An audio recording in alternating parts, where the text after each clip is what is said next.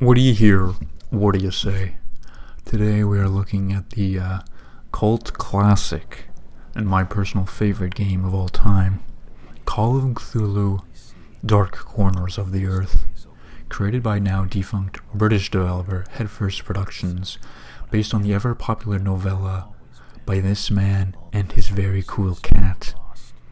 If you guessed the title, and if you guessed Shadow over Innsmouth, you were correct, because even when the adaptation is called Call of Cthulhu, it is still Shadow over Innsmouth. For those people who haven't read the story, allow me to summarize the main theme that our good boy HP would like you to know. Race mixing? Mixed babies? Light skins? No. He no like those. Makes horrible, ugly creatures, according to him. See, he never met Ice Spice, man. All I'm saying is that Ice Spice could have. Ice Spice Twerk compilation number 7 could have saved him, changed his worldview. But then again, her constant rapping about poop would probably return it back sevenfold. The game revolves around events set forth by an old sea captain named Obed Marsh, and he decided that this Jesus fella is kind of not it, and decided to choose a god that gives material rewards in this lifetime, like outrageous wealth, for the occasional human sacrifice. Sounds like he fixed the wealth inequality and the homeless problem in one fell swoop. He ends up taking over the town and implementing government-mandated fishwives and a strict no-snitching policy. All I'm saying is that if Luigi Mario stopped at the Innsmouth McDonald's, he would have been fine. We play as the famed private detective Jack Walters in the 1930s, who has apparently solved cases without any evidence. Allow me to translate that based on the time period. This means you find the first visible minority and say, he done it. A fun fact about this time period: even though the PS5 doesn't even exist, it has still the same number of games as the present day. Man, what were those cutesy anime people doing back then? Oh, why would they be in China? Oh, this is so not Sugoi. I forgot this was before the rebrand. We are tasked with investigating a strange cult that decided to exercise squatters' rights. You know, I have seen very similar people to this in my hometown, in parks and underpasses. Though they don't have a house, they have some nice tents and actually offer mass vaccinations to the public. Good on them. While exploring the house, we find an extremely damning piece of evidence that talks about the creation of the human race as it was an experiment done by a scientist. And of course, we all know who that scientist is. It's none other than Yakub. As we explore the house, especially the upstairs, I had a realization set in. At first, I thought we were actually in Boston with all the weird bald men in the house. One of them might have been talking about John Jones. But now, the self-vaccinations, squatting in someone's house, and now this. Look at this. This could be only the evidence of shitty homemade hoppy IPAs. Clearly, there's only one conclusion. We are in the strange elder realm of California, ruled by its great old one, a very great old one, Bernie Sanders. Staying in this realm can create permanent madness that manifests its symptoms most commonly by demanding bagels be scooped and have their insides removed. As we continue on, we reach the basement of the house, filled with strange architecture. As Jack touches a strange control panel, light flashes, and boom, you're gay. Not the character. You, specifically, are homosexual. We return 6 years later, but for Jack it feels like yesterday. During this time, he does not remember anything, but he is told he spent these years researching the occult, which I believe means spending copious amounts of years on X attempting to summon a succubus and astral project into the women's change room. Later, Walters takes on a missing persons case located in a nice little fishing village, looking for a man named Brian Burnham, though he usually doesn't take this type of work. But after getting a fat stack of cash, he changes his mind. See, morals, they take a shadow seat, a back seat, when Lockheed Martin whips that $180K a year contract.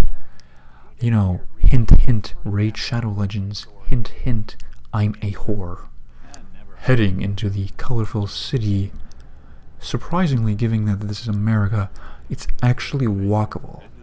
But given that this is America, we just drive through it anyways.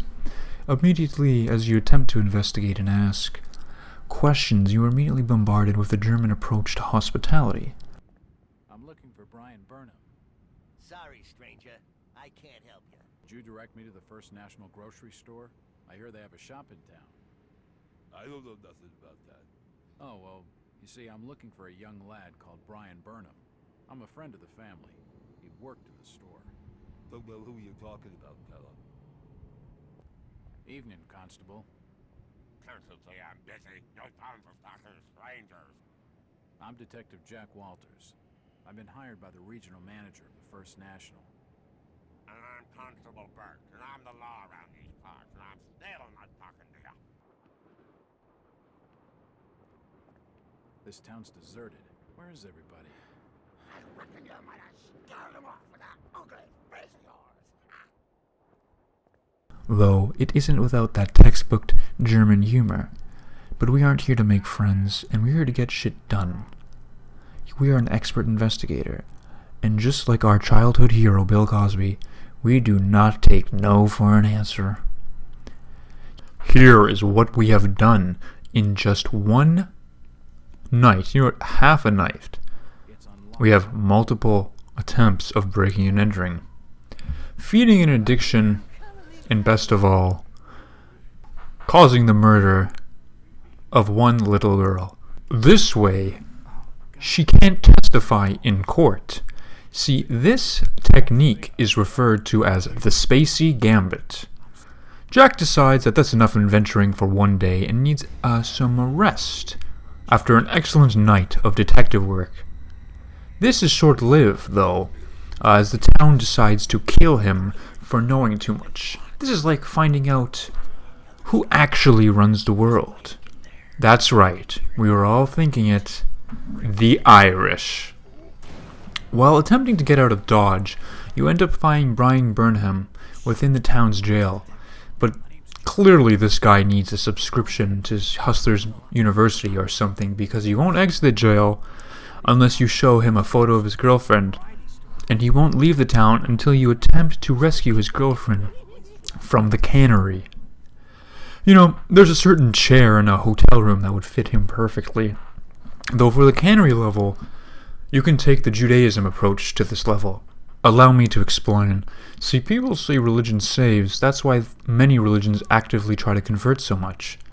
But Judaism doesn't actively search for conversions, and therefore doesn't actively save people. When we apply this to the game, it represents itself as Ruth, his girlfriend, becoming Owen Hart. After narrowly escaping the town with or without Ruth, you receive an amazing offer from the feds. You get to help them on a raid on the Marsh refinery, and in exchange, you will not get institutionalized forever, or a permanent grippy sock vacation, as you will.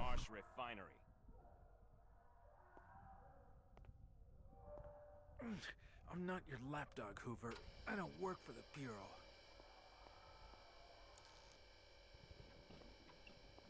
I'm not in the business of making requests, Mr. Walters.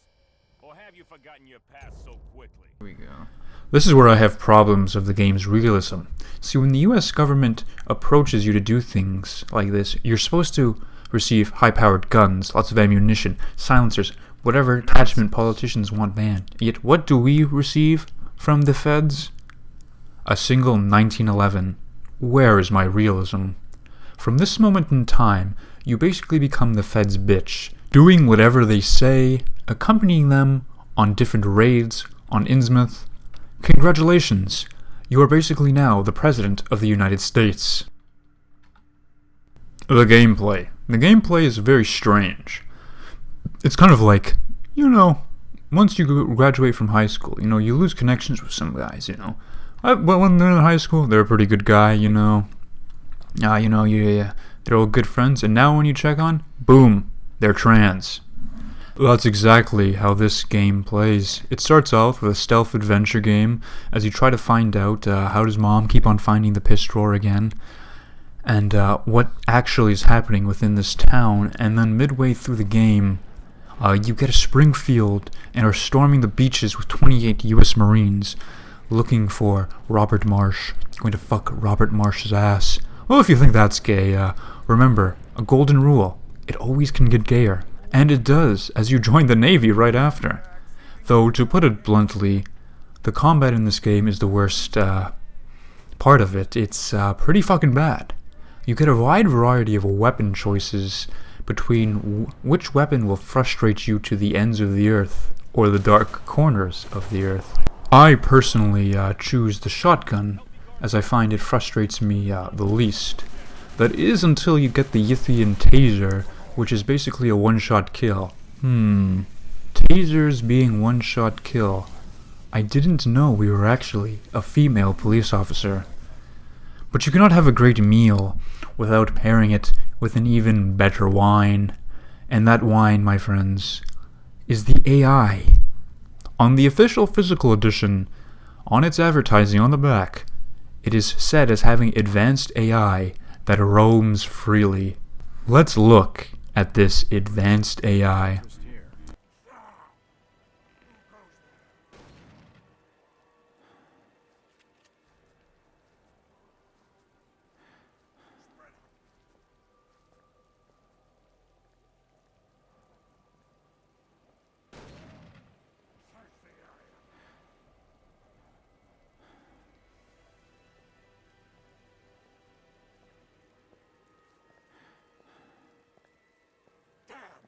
Where did he go? Down there outside. Dude, oh god, I never get this right. Let him get away. I'm too good. Matrix Neo Drive. Down. Let's go.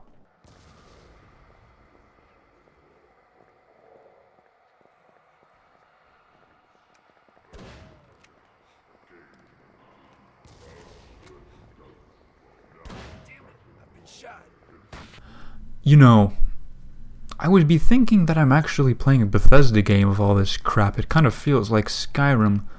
Wait, let's look at that box again. Todd, you sneaky son of a bitch. You always get me, but yet you don't respond to my emails and letters about this Call of Cthulhu remaster. So to summarize, the enemy's AI will have a brain like melted ice cream and will put the barrel in their mouth and beg you to Kurt Cobain them, or they will be a perfect killing machine and they will be an artist and you as their canvas. Now, knowing all that, what if I told you that this game was supposed to have a multiplayer deathmatch mode? This game's release was barely playable on PC. I would pay an exorbitant amount of money to see the horrors that result from adding WebSockets to this game, and perhaps servers. In fact, you actually can see some of the deathmatch ideas still on the GOG advertisements. The sanity system. There also is a unique sanity system in the game, which basically consists of continued exposure to horror elements of the unknown and touching things you really shouldn't be. There's actually a part where you have the option of grabbing a strange red ruby. If you attempt to grab this red ruby, it causes massive and maximum sanity loss and forbids you from actually progressing. Remember, just because you can put a cylinder-like object inside an M&M tube doesn't mean you should. Throughout the game, there will be flashbacks to the Find an Exciting Girlfriend Center, also known as the Asylum. Me and my homies love picking up all the DSM-5 baddies. Borderline personality disorder? That sounds like more like good pussy disorder to me. Remember that little girl that had a bit of a tumble down the stairs? During the game, you would gain what I would like to think could only be comparable to Epstein vision and start seeing this little girl everywhere. But don't let the game gaslight you into thinking you did something wrong. She would have turned into a horrible fishwoman. You did a favor. You didn't commit a murder. You did community service. Give yourself a pat on the back. The sanity system also goes for NPCs as well, as several of them have decided and made the executive decision that they have seen enough, and it is time to log off. But remember, The door's bolted shut. Look, Henry. The rats are dead. There are no rats on the walls.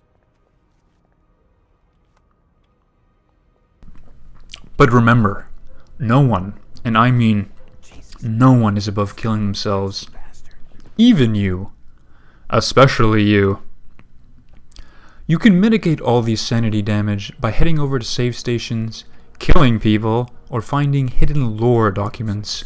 Like, for an example, during the Marsh refinery level, if you head into one of the hidden offices, you will actually learn that the Marshes are selling chemical weapons to Bashir al-Assad. Though these days, I believe he's only looking for some eye doctor equipment. No more chemical weapons for him. Bugs. What is this based on again? Whose work is this? H.P. Lovecraft. And what is his whole mythos about? Fear of the unknown. And what can be more unknown than things the devs didn't mean to add into the game? And oh boy, this game has got a few of them. Though this mostly pertains to the original PC release, as the Xbox release is pretty good. We are only going to focus on things that stop you from actually completing the game, because the smaller ones in the all grand scheme of things don't really matter. Firstly, in the prologue, when you drop down into the attic, your game will suddenly crash. Since this was originally a tabletop RPG, I can only imagine that this means you did not make the roll and had a critical fail. This is easily fixed as setting your game to Windows 98 compatibility mode, though the audio is rather interesting. Weird, I think it's telling me to go find more health insurance CEOs in America. It was telling me to go kill John Lennon, but someone already beat me to it. The next bug is actually a very interesting one, as you have to remove this, or push this box away, and instead, your game decides to crash. So you need to enter the stealth mode, or the jerk-off gooner mode, as I call it, and move it that way. Very easy. Now the most infamous bug of all. There's a part where you need to destroy and kill some enemy sorcerers on the beach with the ship's cannon, but lucky for you, the PC release had some interesting shaders that makes them invisible. The first workaround was actually killing them and finding their location via the coordinates on the ship's ruler that other users had to brute force. See, these were originally posted on the official Call of Cthulhu forums. They got reposted. But sadly, Todd Howard personally killed this site, I believe. It was his decision, and it made it redirect to the Bethesda website. This is my Burning of Alexandria. Look at the wealth of information on that site, though. Let's look at some of the Wayback Machines.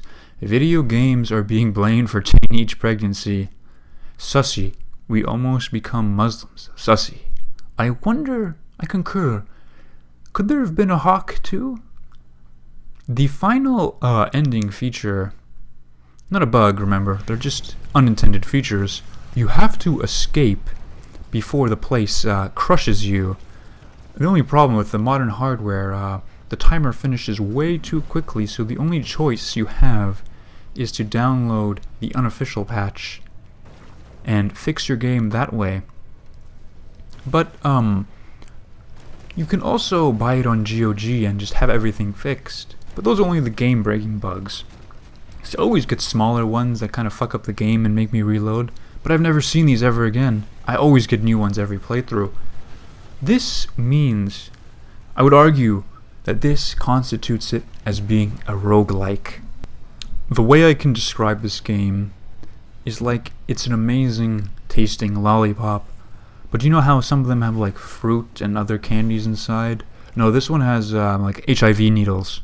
But the lollipop is really good, so you power through the HIV for it. If you're looking for a top-tier H.P. Lovecraft adaptation and have pretty high patience, and you might be wanting to go into with a guide on this one, hint, hint, hint, hint, watch the video, and do yourself a favor, buy it on GOG, everything is fixed, and it goes on sale so much, and it's like $1 in fake Canadian money.